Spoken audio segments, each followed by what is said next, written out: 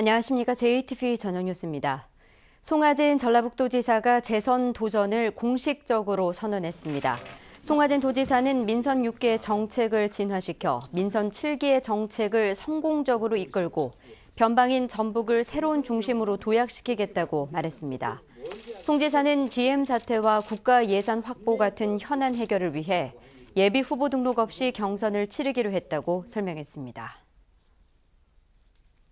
전북 혁신도시의 금융중심지 지정 가능성을 살펴보기 위한 작업이 시작됩니다.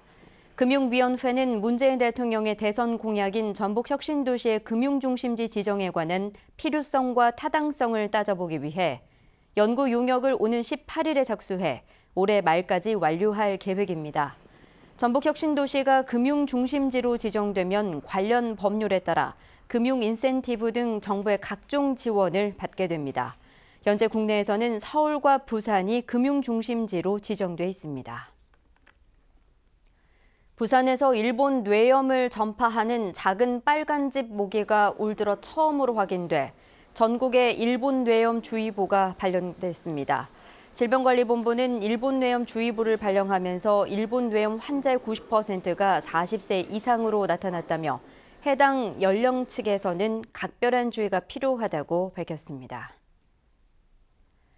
하림그룹이 남원 지역에 대규모 친환경 가금 산업을 투자하는 방안을 검토하고 있습니다. 국회 이용호 의원은 김흥국 하림 회장과 남원 식품산업에 대한 투자를 논의하기로 해 성사될 경우 400개의 일자리와 연간 200억 원의 경제 효과가 기대된다고 밝혔습니다. 독서 문화축제인 전주 독서대전이 오는 9월 14일부터 3일 동안 전주 한벽문화관에서 열립니다. 전주시는 올해 행사에서 작가와의 만남, 시민토론, 독서 동아리 운영 등 서적을 주제로 한 프로그램을 개최하고 전주 시민이 뽑은 2018년 전주의 책을 발표할 계획입니다. 또 8월까지 사회단체와 일반 시민을 대상으로 도서 기증 캠페인을 벌여 수집된 책을 해외 동포학교 도서관에 기증할 계획입니다.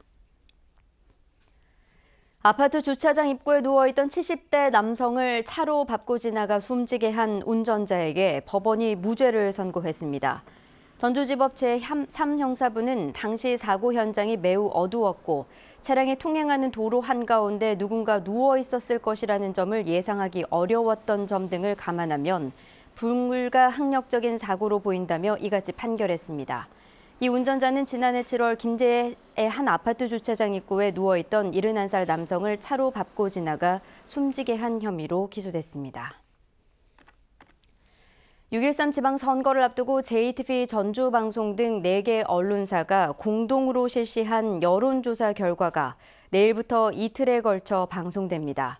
JTV 전주방송은 내일 저녁 8시 뉴스에서 1차로 전주시를 비롯한 6개 시 지역과 임실군, 진안군 등 8개 시군단체장 선거에 대한 여론조사를 보도합니다. 또 이튿날인 모레 저녁 8시 뉴스에서 2차로 도지사와 교육감 선거 그리고 나머지 6개 군 지역의 조사 결과를 공개할 예정입니다.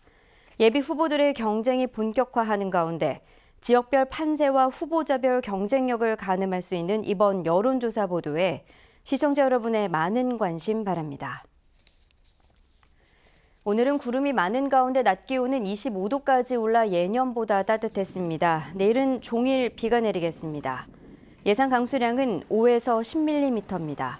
비는 내일 밤 잠시 그쳤다가 모레부터 금요일 오전 사이 더 오겠습니다. 내일 아침 기온은 15도 안팎으로 오늘과 비슷하겠지만 비로 인해 낮 기온은 오늘보다 7, 8도가량 떨어진 14도에서 18도의 분포가 예상됩니다. 모레는 기온이 더 떨어지겠고 바람도 강해 체감온도는 더 낮을 것으로 보입니다. JTV 8시 뉴스 예고입니다. 공지영 작가가 기자회견을 열고 봉침 목사와 관련해 SNS에 올린 일부 표현이 전주 시민을 욕되게 할 의도가 아니었다며 사과했습니다. 송하진 지사가 변방인 전북을 대한민국의 중심으로 도약시키겠다며 재선 도전을 공식 선언했습니다. 제19회 전주국제영화제 개막이 한 달 앞으로 다가온 가운데 상영작 246편이 확정됐습니다. 익산 쌍릉의 발굴 과정에서 무덤의 주인이 백제 무왕과 부인인 선화공주임을 밝혀줄 결정적인 단서가 나왔습니다. 자세한 소식은 JTBC 8시 뉴스에서 전해드리겠습니다.